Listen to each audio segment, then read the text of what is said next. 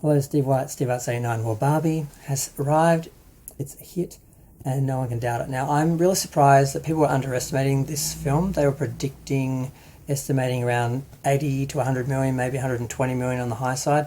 It made 155 million, 162 judging by Box Office Mojo, but 155 is the official amount that's sort of been, acknowledged.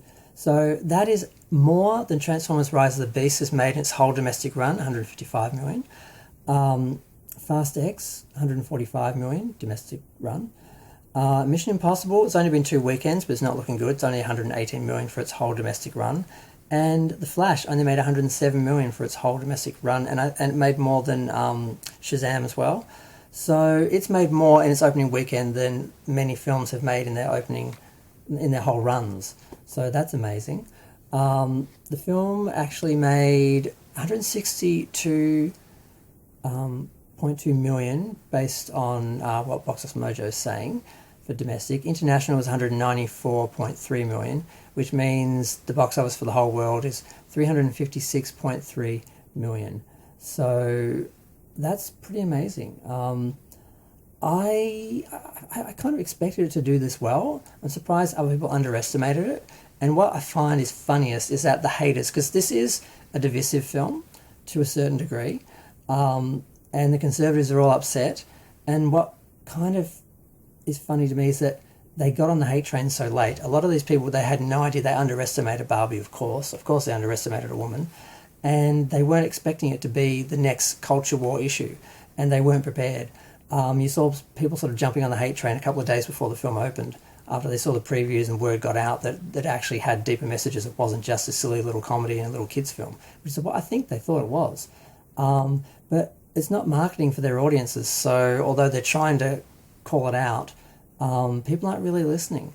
So it was just so funny to see people jumping on and doing all the hate reviews and everything, and having it really have no effect, because they've managed to scare a lot of the general public out of other films. A lot of, woke films went broke because they, they had hate campaigns after them, and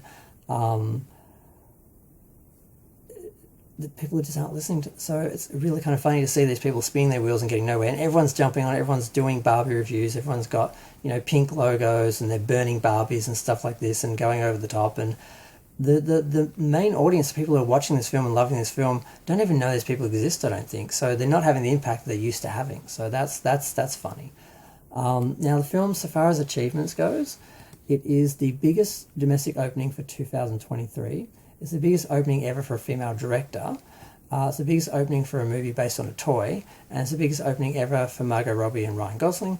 And it's also the biggest opening weekend for a movie that isn't a sequel, remake, or superhero movie. Because one of the problems that we've had with Hollywood lately is a lot of formula movies, a lot of by commission, by committee sort of films where you're just going through the motions and people aren't feeling it. Whereas these two films, because Oppenheimer, it was part of the Barbenheimer weekend too, it came out second. It got 82.4 million, 97 international, so 180 altogether for its whole weekend. And I don't know if that's going to have the kind of legs that Barbie does, because I hope Barbie does have legs, because that is the question now. Because she's sort of doing well, like Mario Brothers surprised people as well, had a lot of nostalgia, and people weren't expecting that to do as well as it did.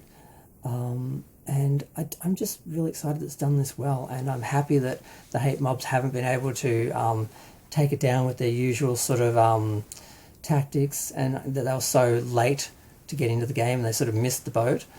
And I hope we get sequels. I hope that the film does well enough that we get other films and we get to see a bigger exploration of the Barbie world. I want to see Ken get equal rights. I want to see the Barbie world be a place that everyone can live in, and just to let it exist and have its own little universe. I'm really happy about that. But so domestically it's done well. Internationally it's done well. It was only a $140 million budget. Oppenheimer was 100 million, so they've both done really well. And they've done better than a lot of the big tentpole blockbuster films that they spent $200-300 million on.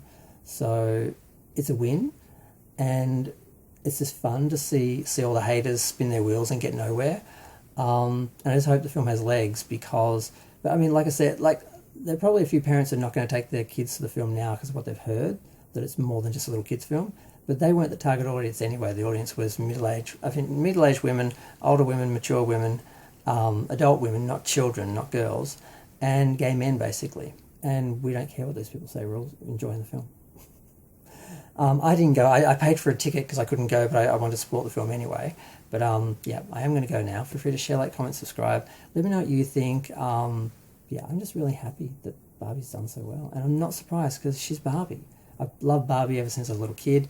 My mum bought me Ken dolls. I played with my nieces and my sisters. They had their own Barbie dolls. So I sort of grew up in Barbie world, like, you know, them.